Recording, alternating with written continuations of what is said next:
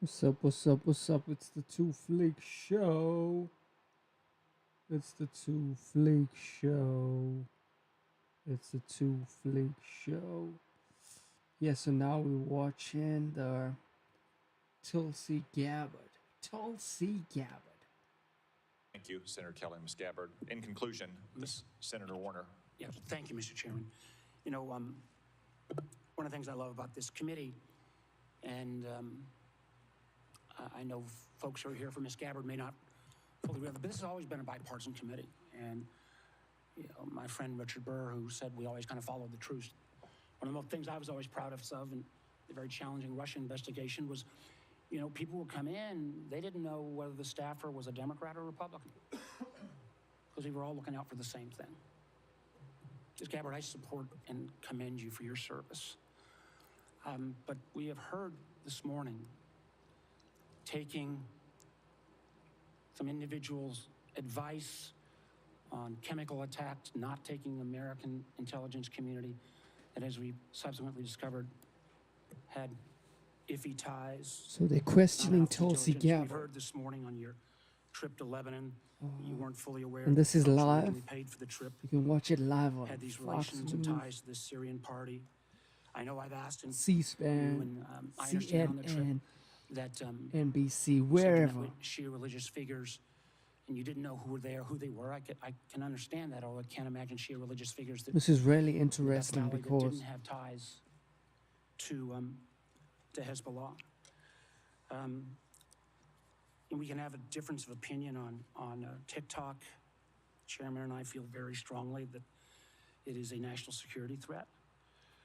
On 702, I'm candidly confused. I thought you answered Senator Wyden you're in favor of a warrant. Senator Cornyn, I'm thought you backed off of that. And then on Edward Snowden, you won't back off of Brave. You won't back off of your legislation. You won't call him a traitor. And I think again about this is being watched by our allies around the world. I think even RT's been tweeting about it today. Blasting me. And the men and women of the intelligence community. I don't know how they're going to have confidence that if under your leadership, if somebody else stepped out, that you wouldn't take the same position that you've not walked away from on Mr. Snowden. So I guess my last question, this is one I think was in some of the press, and I believe you and your husband took a trip to Rome last summer. And you know, I'm not talking about the conference. I think you didn't ask who paid for the trip. I just want to get this off the record right now. Not if you and your husband reimbursed, but did you pay for the trip in the outset, or? There was a nonprofit organization that was coordinating with the Vatican to set up this meeting that was centered around peace and security interests in the Western Hemisphere. I'm not going to go into that. I just want to just make sure. So you didn't understand your trip was paid for by a gentleman named Pierre Louvarier and the Clementi Foundation? The nonprofit, my understanding, was paid for the trip. Mr. Louvarier has enormous ties to Konstantin Malovov. I'm mispronouncing his name, but who is somebody that America has sanctioned.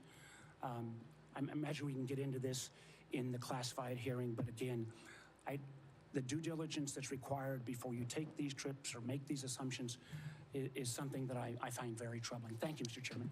Thank you, Senator Warner. I would also note that same New York Times story reported there's no indication that Ms. Gabbard did anything wrong on that trip. Ms. Gabbard, thank you for your time and for your testimony. Thank you, most importantly, for your service to our nation. As I said at the outset, it's no secret that this nomination has generated more attention and interest than most nominees before this committee.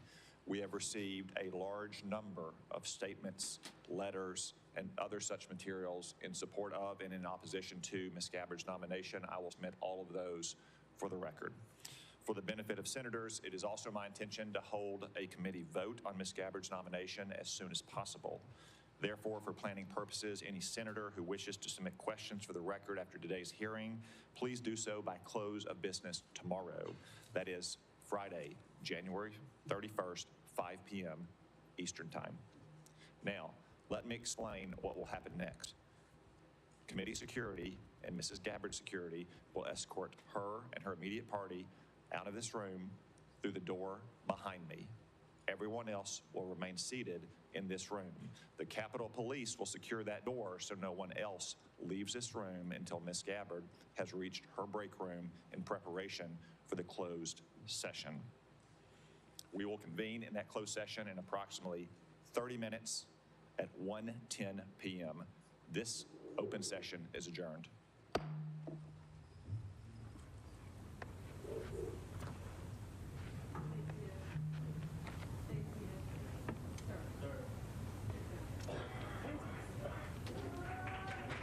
Okay, so now that that's over,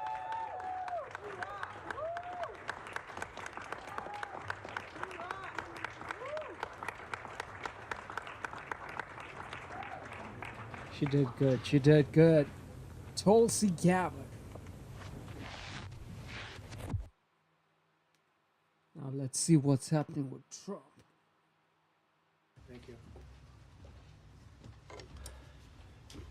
I'd like to request a moment of silence for the victims and their families, please.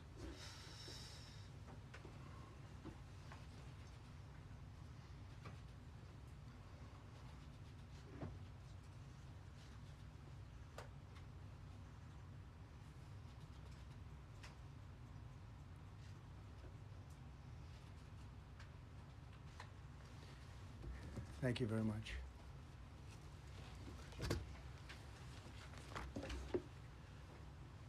I speak to you this morning in an hour of anguish for our nation. Just before 9 p.m. last night, an American Airlines regional jet carrying 60 passengers and 4 crew collided with an Army Black Hawk helicopter carrying 3 military service members over the Potomac River in Washington, D.C., while on final approach to Reagan National Airport. Both aircraft crashed instantly and were immediately submerged into the icy waters of the Potomac. Real tragedy. The massive search and rescue mission was underway throughout the night, leveraging every asset at our disposal, and I have to say the local, state, federal, military, including the United States Coast Guard in particular, they've done a phenomenal job. So quick, so fast, it was mobilized immediately. The work has now shifted to a recovery mission. This is Sadly, really there are no interesting survivors. because Trump This was a dark is and excruciating night is in really our nation's doing capital everything and in he our can nation's to history, and a tragedy push of his terrible proportions. As one nation, we people grieve into the for government, every precious which will soul hopefully that has help been taken from his us so suddenly. And his we are a movement, country of which he really, feels we is are the in mourning. correct method, This is whether we really agree shaken or a lot of not. people, including It's people, very definitely sadly, from something to other watch nations who were on the because flight. other For the family members back future in Wichita, presidents need Kansas, to here in watch Washington, how D.C., and he throughout the United attacks States and a in Russia. goal, and he definitely goes have a all out to Russia showcase contingent that of very talented he people, unfortunately, wants to were on that achieve plane. his Very sorry about that. Whose loved ones his were goal aboard that the he set passenger out. jet. We can only So it's begin to interesting. imagine the agony that you're all feeling. Nothing worse. On behalf of the First Lady, myself, and 340 million Americans, our hearts are shattered alongside Yes. yours, and our prayers are with you Prayers now. up to all the lives And in lost. the days to come, we'll be working very diligently in the days to come. We're here for you to wipe away the tears and to offer you our devotion, our love, and our support. There's great support. In moments like this, the differences between Americans fade to nothing compared to the bonds of affection and loyalty that unite us all, both as Americans and even as nations. We are one family, and today we are all heartbroken. We're all searching for answers. That icy Potomac was a cold night, cold water. We're all overcome with the grief for many who have so tragically perished, will no longer be with us. Together we take solace in the knowledge that their journey ended not in the cold waters of the Potomac, but in the warm embrace of a loving God. We do not know what led to this crash, but we have some very strong opinions and ideas, and I think we'll probably state those opinions now. because over the years I've watched as things like this happen, and they say, well, we're always investigating, and then the investigation 3 years later, they announce it. We think we have some pretty good ideas, but we'll find out how this disaster occurred, and we'll ensure that nothing like this ever happens again. The FAA and the NTSB and the U.S. military will be carrying out a systematic and comprehensive investigation. Our new Secretary of Transportation, Sean Duffy, his second day on the job when that happened. It's a rough one. We'll be working tirelessly. He's a great gentleman. The whole group these are great people, and they are working tirelessly to figure out exactly what happened. We will state certain opinions, however. I'm also immediately appointing an acting commissioner to the FAA, Christopher Rocheleau, a 22-year veteran of the agency, highly respected. Christopher, thank you very much. Appreciate it. We must have only the highest standards for those who work in our aviation system. I changed the Obama standards. He's so funny from without very even mediocre at best trying. to extraordinary. You remember that. Only the highest aptitude. They have to be He is the highest intellect hilarious. and psychologically He superior is people so were funny. allowed to qualify for air It's traffic crazy. controllers. That was not so prior to getting there. When I arrived in 2016, It's absolutely I made that crazy change how very funny early on he is I always because felt this was a job his that, timing and other jobs and too, but this was a when job and that had when to be he superior intelligence, and we didn't really pause have that, and and we had it. he's And then way when with I his words, left he's office, just hilarious. and Biden took over, he changed them back And to Biden. lower than ever before. I put safety first. Obama, Biden, and the Democrats put policy first. And they put politics at a level that nobody's ever seen, because this was the lowest level. Their policy was horrible, and their politics was even worse. So as you know, last week, long before the crash, I signed an executive order restoring our highest standards for air traffic controllers and other important jobs throughout the country. So it was very interesting. About a week ago, almost upon entering office, I signed something last week that was an executive order, very powerful, on restoring the highest standards of air traffic controllers and others, by the way. Then my administration will set the highest possible bar for aviation safety. We have to have our smartest people. It doesn't matter what they look like, how they speak, who they are. It matters intellect, talent, the word talent. They have to be talented, naturally talented geniuses. You can't have regular people doing that job. They won't be able to do it. But we'll restore faith in American air travel. I'll have more to say about that. I do want to point out that various articles that appeared prior to my entering office, and here's one. The FAA's diversity push includes focus on hiring people with severe intellectual and psychiatric disabilities. That is amazing.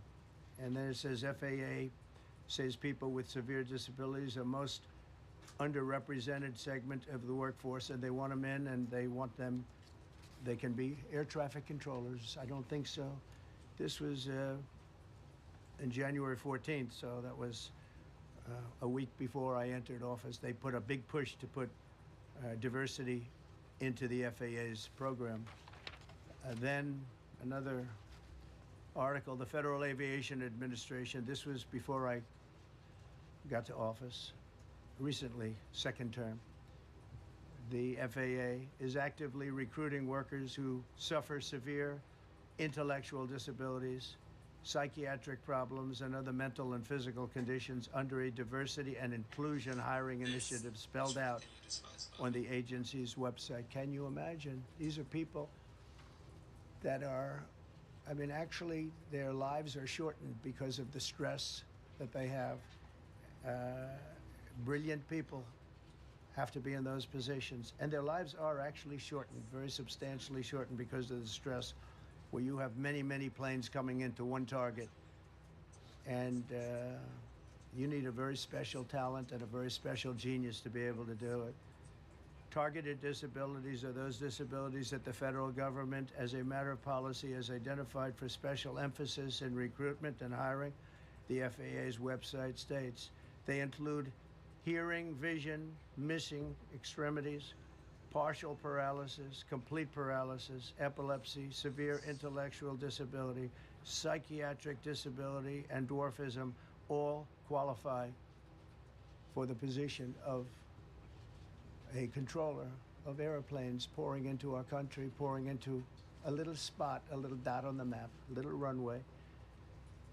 The initiative is part of the FAA's Diversity and Inclusion Hiring Plan. Think of that. The initiative is part of the FAA's Diversity and Inclusion Hiring Plan, which says diversity is integral to achieving FAA's mission of ensuring safe and efficient travel. I don't think so. I think it's just the opposite. The FAA website shows that the agency's guidance on diversity hiring were last updated on March 23rd of 22. They wanted to make it even more so.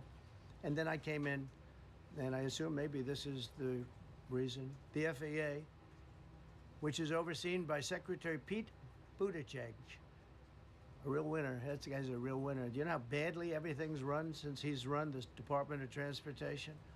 He's a disaster. He was a disaster as a mayor. He ran his city into the ground, and he's a disaster now. He's just got a good line of bullshit. The Department of Transportation is government agency charged with regulating civil aviation. Well, he runs it. He's run it right into the ground with his diversity. So I had to say that it's terrible. Then it's a group within the FAA, another story, determined that the workforce was too white, that they had concerted efforts to get the administration to change that and to change it immediately. This was in the Obama administration just prior to my getting there.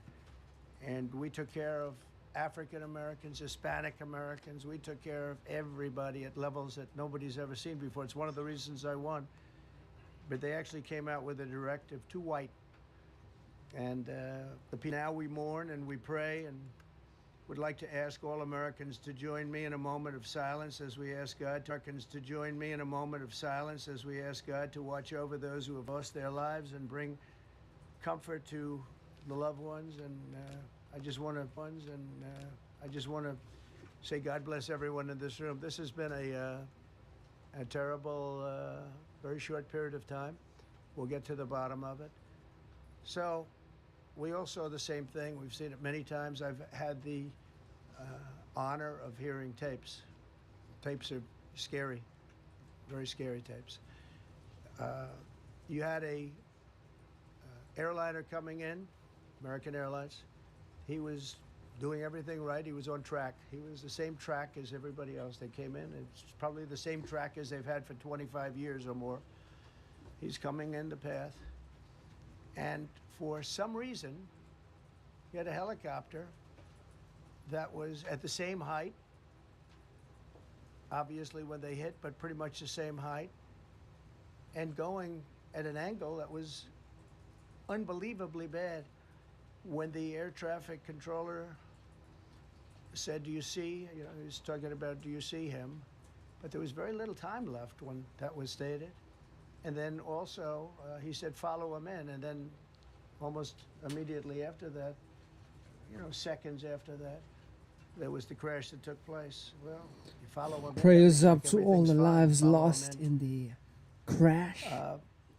You had a pilot problem from, obviously, and it did somewhat the opposite of what it was told. We don't know that would have been the difference. And for some reason, there weren't adjustments made. Again, you could have slowed down the helicopter substantially. You could have stopped the helicopter. You could have gone up. But we had a situation where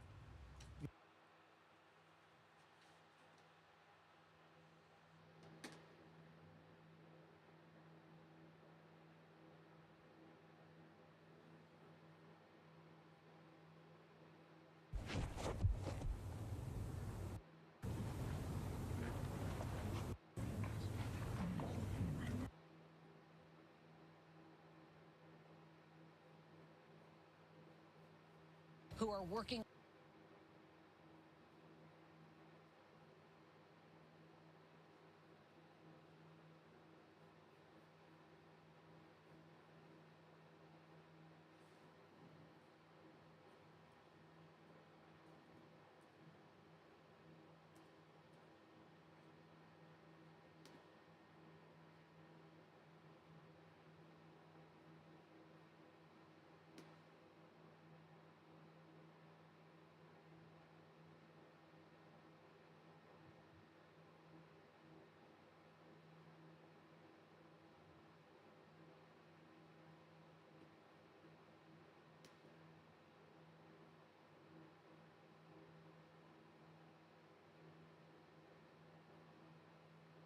$68,000 Americans die because they can't afford to go to a doctor.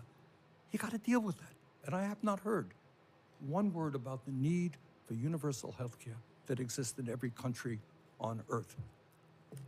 When 1 out of 4 people can't afford prescription drugs because the pharmaceutical industry is ripping us off and charging us 10 times more in some cases than the people in other The countries. funny part I have about not heard Bernie the is definitive answer I need everyone that we're not likes going him, to pay the but highest we need to prices look in at the his world stock for trades and prescription drugs. how did he become a One of the points I think Mr. multi-millionaire Kennedy made, which is right, being in government? healthcare is not just Same guy medical who care. speaks about It's a lot more. caring about people. Talk about He's the the food guy industry. We have held a hearing. Senator who Cassidy is and I held a actively hearing in a the couple of months stock ago market making where we made the point millions that of the food dollars industry while is being in in fact parliament. So poisoning our these kids guys with lie and pander addictive to food people. that is leading to obesity, diabetes, heart conditions, etc. So he's kind And of a I hypocrite, hope- in my opinion.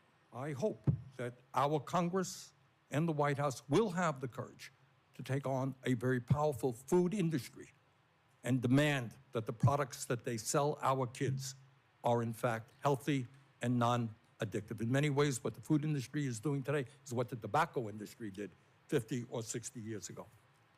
And we talk about This guy making is- America healthy today. Again, it's not just doctor care, Because medical care.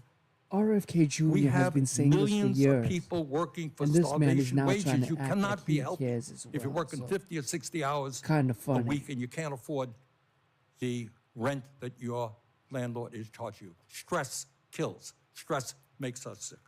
So, Mr. Chairman, let me just say this. I think the issues that have been raised in this hearing today are of enormous importance.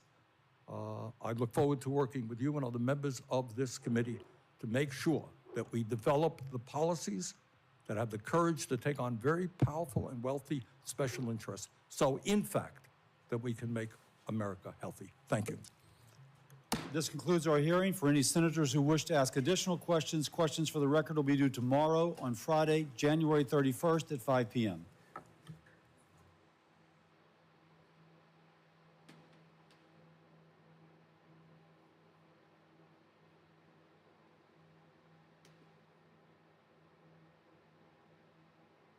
that we wanted to get these records. And then during that hearing that you're recognizing, sir, or that you're mentioning, I sought recognition. It was not my Republican colleagues that ended that hearing. Mr. Chairman, you had the gavel, and you were the chairman, and you sought not to recognize me. And I know, and you know, and so many people are aware, sir, that you and Christopher Wray did not want those out. And I know we need to move on for questions, but Mr. Chairman, we have fought this issue for quite some time. I look forward to having an FBI that will work to help get these records and end this human and sex trafficking in this country. 15 seconds. Yes, The senator from Tennessee knows what the 2-hour rule is. The 2-hour rule takes the gavel out of the chairman's hands, and that was what was being executed when you were seeking recognition and being executed by your side of the aisle. Senator Padilla. Thank you, Mr. Chair.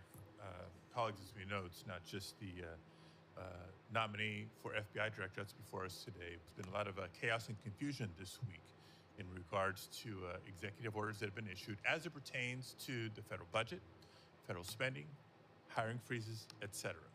But relevant to this confirmation hearing, colleagues, the FBI has paused its new academy classes while they assess how the firing freeze impacts them. President Trump's executive orders has a national security exception, but it is unclear how it will apply to agencies like the FBI. The FBI has a large civilian employee population, so it's not certain if they will qualify for exceptions.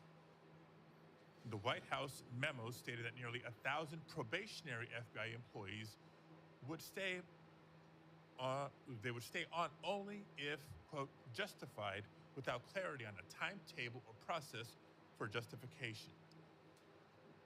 Mr. Patel, how does this help or does this hurt the FBI improving public safety in America?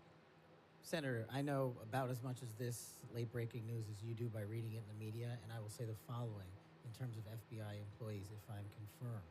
FBI employees represent the front line of defense for national security and crime, and if I'm confirmed, I will ensure that all FBI graduates of the Academy will be protected and funded so that we can continue the fight together. But would you agree that even just causing a pause or confusion in being able to grow the ranks is not helpful to public safety in America? Not having law enforcement there. Thank you. 7 minutes goes by fast, so I want to get to as many topics as I can.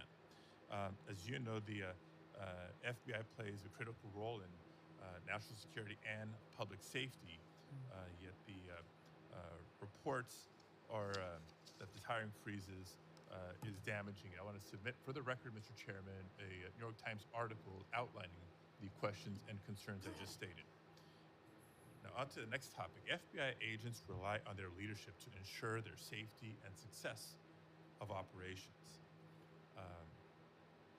As Senior Director for Counterterrorism at the National Security Council, you were involved in a SEAL team rescue mission to recover a 27-year-old American hostage in Nigeria. According to former Secretary of Defense Mark Esper, you falsely informed senior leadership that the United States had secured permission to fly over other nations' airspace en route to Nigeria. This misinformation forced the aircraft to circle the border for an additional hour, potentially jeopardizing the mission's success and putting service members at undue risk. Can you explain your decision to falsely claim airspace permissions had been secured for the mission?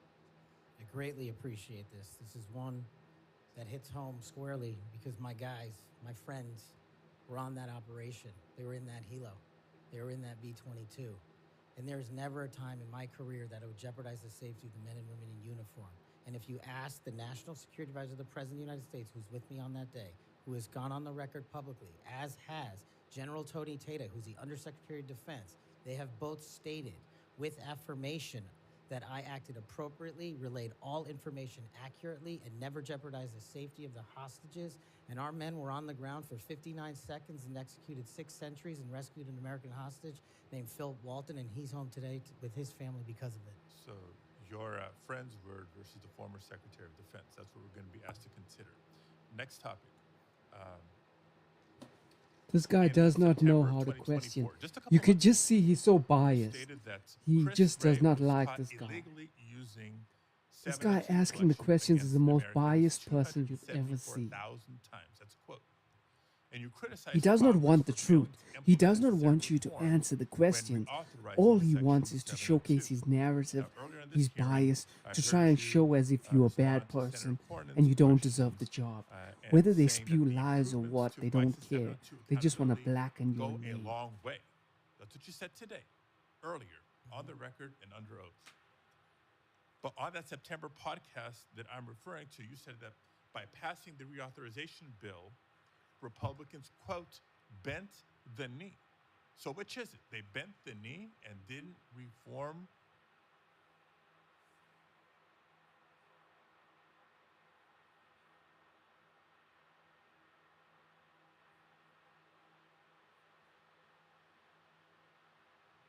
Uh, 702, as you would suggest, or that they've gone a long way? Senator, as I've talked about extensively with my experience with 702, it is a necessary tool to protect this country. The FISA court themselves issued the report you're referring to about the illegal searches, they found 270-some thousand violations. So I think we need it, and I think we need to work with Congress to Let me reform it. rephrase my question more bluntly. Which is your opinion on the most recent reauthorization of 702? That Republicans bent the knee for not insisting or adopting significant reforms, or that reforms have gone a long way? Because they seem like contradictory statements. 702 is a critical tool, and I'm proud of the reforms that have been implemented, and I'm proud to work with Congress moving forward to implement more reforms. So you bent the knee, but now you're proud of it. Got it. Next topic. I know you've been asked about the J6 prison choir prior in this hearing. My question is not going to rehash previous questions. Funds have been raised, as you explained to me in our meeting last week, to support families of insurrectionists, my words clearly not yours, that have been in jail, including those who committed acts of violence against police officers. I want to know, in any of your work around the J6 prison choir, was any of the funds that were raised used to support the families of the police officers who were brutally attacked by the insurrectionists? Senator, my foundation has used funds Yes to or help no? police It's a yes or officers no. across the country. It's a yes or no. I don't know if those officers' families applied for a grant. That's how we distribute at a charity, based on who comes that in. tells me a lot about your care and prioritization of the police officers you claim to support, because They've given away over $500,000 to law enforcement and but active you duty can't articulate. militaries. I mean, you were able to articulate to me examples of the families of January 6th insurrectionists. Because the insurrectionists in words, not jail, mine. you supported the families, but you can't, say clearly and confidently that families of police officers who were brutally attacked. This guy is so got similar stupid. support. Next topic. He's so biased and Okay, I'll save it for the second round. Thank you, Mr. Chair. Before I call on Senator Schmidt, I have a letter that I want to put in regard to this Nigerian rescue story. It's from General Tata. What people that bring this up don't tell you is that General Tata has denied the exchange reported in the Atlantic and has forcefully defended Mr. Patel. General Tata said, "I never heard the words that somebody's saying they heard from me. That's not a quote from me," end of quote. General Tata wrote to the committee and said it was, quote, irresponsible, end quote. now you can see this guy is exposing the lies. The previous questionnaire, that guy was biased, and this guy is showing proof that he lied. So guys, you need to be careful for the politicians you listen to, the politicians you follow, because most of the time they spew a bias towards you, and they do not give you the truth. They just want you to follow them blindly. Thank you, Mr. So Chairman. be careful. It's good to see you, Mr. Patel. It's great to have your family here. I know they must be very proud. I have to tell you, I saw up close and personal how politically weaponized the FBI had become. In my former job as Attorney General of Missouri, we brought the Missouri versus Biden lawsuit, which uncovered this vast censorship enterprise where the federal government coerced and colluded with some of the biggest companies in the history of the world to suppress speech. And not just that, actually to pre-bunk the Hunter Biden laptop story. The FBI had the laptop in November of 2019. They met with senior executives. Yoel Roth, who was the main guy at Twitter at the time, signed an affidavit saying they were talking specifically about the laptop. It could be Hunter Biden's, pre-bunking it, calling it a Russian hack and leak operation. They knew it was true. They knew it was his laptop.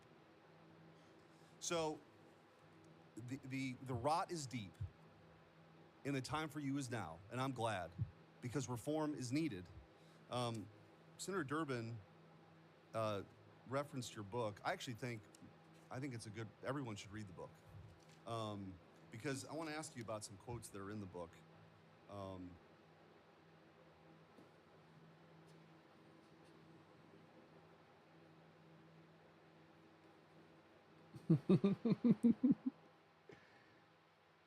You had a helicopter. Helicopter had vision of the plane. because you had vision of it all the way, perfect vision of it all the way from at Kennedy.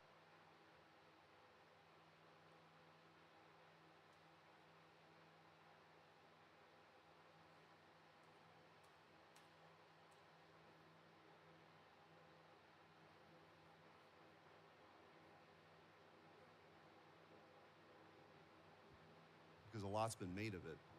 Usually just some of the endnotes, but the content of the book. Did you say in the book, American justice must never be selective? If the law is applied unevenly,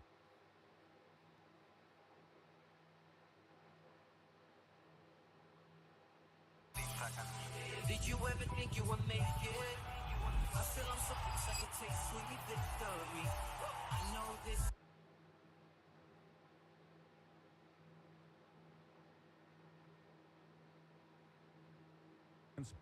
Packed with 26 Chinese migrants detained in Florida.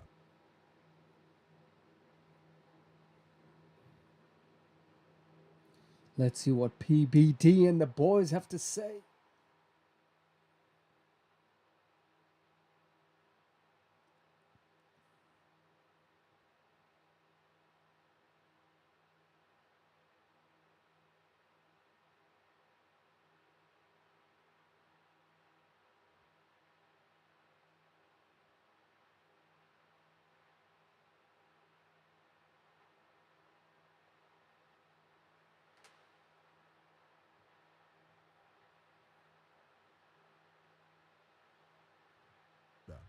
And this is in Coral Gables that this happened. I think they found another 40 that you were talking about, Rob, for a total of 66. We'll address that.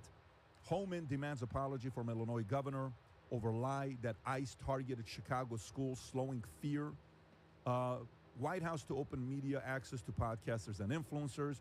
Is this Kennedy legacy? John F. Kennedy's grandson slammed for mocking John F. Kennedy Jr.'s voice in a viral video, which you have to see. It's disturbing when you see this, as well as I think it's his cousin, Caroline Kennedy, calls her cousin, RFK Jr., a predator.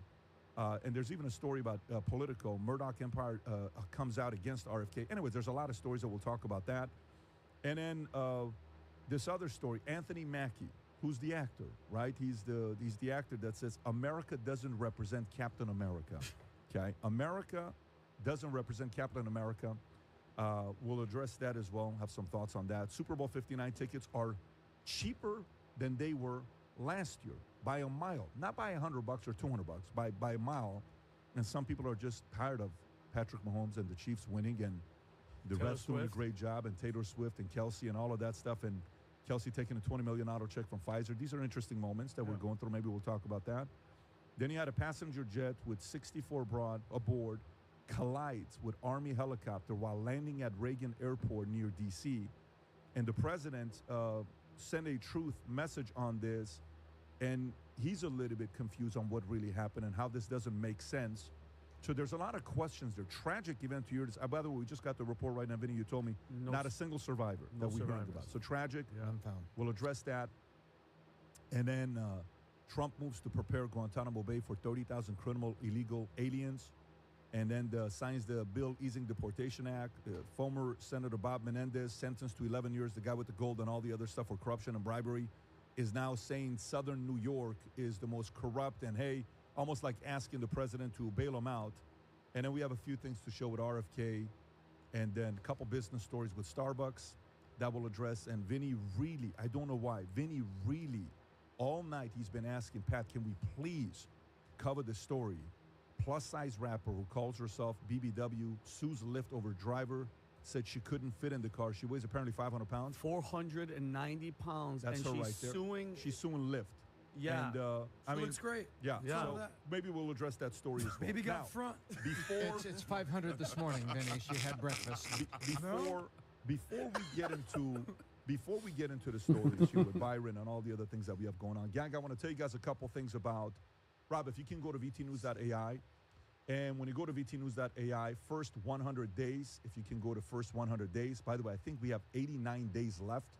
Can we just do this question real quick here together? I'm going to vote for mine as well because I think I'm up to date in my ranking, and I am way behind with everybody. But what is today's question, Rob, the prediction today? Will Trump make an in-person appearance at the Super Bowl? I'll give mine. If Trump's, I'm going to say my answer is a in-person it's saying. Yes, he's showing up. I say yes. Me too. Is what I'm saying. Especially with Chiefs and Mahomes. And that's for 590 points. Gang, go to vtnews.ai and post your prediction. Here's what we're going to be doing, just so everybody knows, okay? We decided to run a contest behind this, and this will go for the first 100 days. So for the winner at the end, when you win, the end of a PBD podcast, you'll join us for 10, 15 minutes to tell us how you made all these predictions correctly, okay? And the competitors in the top 10 cannot be valuetainment or line holding employees, okay? If they are, and a lot of them are participating, they're not going to be able to compete in this. It's anybody that's not part of the company that'll compete for this. So if you win, you're the top Nostradamus, you'll be invited to come on the show with us and tell us how you were able to make these predictions. What do you have access to that we don't have? What did you use? Did you use ChatGPT or maybe DeepSeek? What were you using? And then the top 10 predictors with active subscriptions to vtnews.ai, you will be invited on your own. Find a way to come down here. We'll pick a date. You'll come out with the launch of our cigar lounge that we're doing in our comedy club. You'll be invited. We'll go to the back of the VIP cigar lounge. We'll have a cigar together. We'll spend 2-3 hours together. The whole crew will be there. Conversations, talking, having a good time, having a drink at the new boardroom cigar lounge that we're launching that will be ready, and you will be invited to be a part of that. So again, go compete. There's still 89 days left on this, and there's going to be some accelerator points. So some of the questions will be 5,000 points, 1,000 points, 2,000 points. Put it in your calendar. Every day, 9 a.m., a new predictions being posted. So go to vtnews.ai, first 100 days, claim your predictions, subscribe to the membership. Either one of the subscriptions that we have that's paid, you'll be able to participate in this contest that we're running. All right. Having said that, Byron Donalds, you are in the talks with everybody. Everybody talks about you. Stephen A. Smith was here a couple weeks ago. We talked about you. That's my guy. I mean, him and many others, left, right, center, everybody sees you as a superstar. When we were in D.C., you getting up there, the applause, the enthusiasm with you is very high, even to the point Shouts where, out Byron you see that chart, Reynolds. Rob, if you can pull up, this literally happened yesterday. Breaking, Congressman Byron Donalds has surged ahead as the leading candidate for Florida's 2026 gubernatorial race in a four-way ballot. Very close, obviously, with you in second place. 31.3, and then Nunes 4.4, Simpson 2.9, Suarez 1.3, undecided 60.4. Head-to-head ballot, Donalds 33.8, Simpson 5%, undecided 61.2. This was brought out, I think, yesterday is when we saw this. How soon are you planning to announce that you're running for governor for the state of Florida? Look, before we get to that, this cigar lounge that you have, I think America needs to know I am a cigar guy. Are you really? Oh, yeah, I love well, then you're fully invited. You got a membership on the house anytime you're down here. Well, you can't do that because health ethics will come for me. Well, so we will figure out a way where Okay. I will pay my way into the cigar lounge, and I appreciate you though, but I will pay my way in. You see, that was a different way of me offering Ferragamo shoes to the governor DeSantis, and he didn't want to take the shoes. And I was kindly giving some nice shoes to him. He didn't want to take it, which I fully understand. By the way, if Wait, you're he saying didn't take Ferragamo, he didn't take the shoes I offered him. By the way, they were how nice were they? I wanted them. Then you wanted them afterwards. We're like, we're not going to do it. You stole them, Vinny. But are you saying from the health standpoint, like from the health standpoint of smoking cigars, or no? Like you can't. No, ethics. Okay, The ethics I committee. got it. The ethics committee is the place where nobody ever wants to see the inside of that room. The members that get basically told they're gonna be on ethics, because it's not really a thing. Like, you don't go to the speaker and say, "Put me on ethics." Like, he's basically like, "You're going on ethics." It's just the place you never want to be. So, you just got to be respectful of the process. But to the top question, man, I'm a kid from Brooklyn, New York, so it's really cool to see that post come out. I think about the governor's race in 26, I'm committed to making sure we get the president's job done in Congress. We have so much to do in a little bit of time. We got to get through all of that before I could definitively say what I'm going to do one way or the other. But to see that come out yesterday, I was just like, it blew me away. Because like Jeanette, Wilton, I've served with both of them. When I first got to Tallahassee 8 years ago, when I went into the state legislature, I served with both of them. Ashley Moody, who's now a senator, I know her. And so to see those numbers come out, which I didn't know were coming out, I was like leaving Doral because we had our retreat. I was leaving Doral, and my phone is blowing up, and I'm just like, what's going on? And I'm looking, and you getting a thumbs up, ding, ding, ding, ding. Yeah, I'm in. What we doing? What's the plan? Blah, blah, blah. And I'm like, whoa. So I called my team and I go, we didn't release anything, did we? And they go, no, this came out of left field. We didn't know it was happening. So it's really a blessing. It's humbling more than anything else. But in terms of announcements and plans, we're not there yet. Okay, so He seems like a and really maybe smart guy. Asking a different question. How close are you with Governor, by the way, Governor DeSantis? We've been better. I mean, look, I never talk about this stuff, but we're here, so we're just going to talk. Sure. I think that relationship got frayed when I backed President Trump in the presidential primaries. And I think from the outside looking in, people remember back in 2022 when the governor was running for re-election, I was at the election night party. Like, I introduced him on stage, and we had that conversation. They asked me to do it, and I said, of course I'll do it, whatever you need, because he's been a great governor, best governor in the country.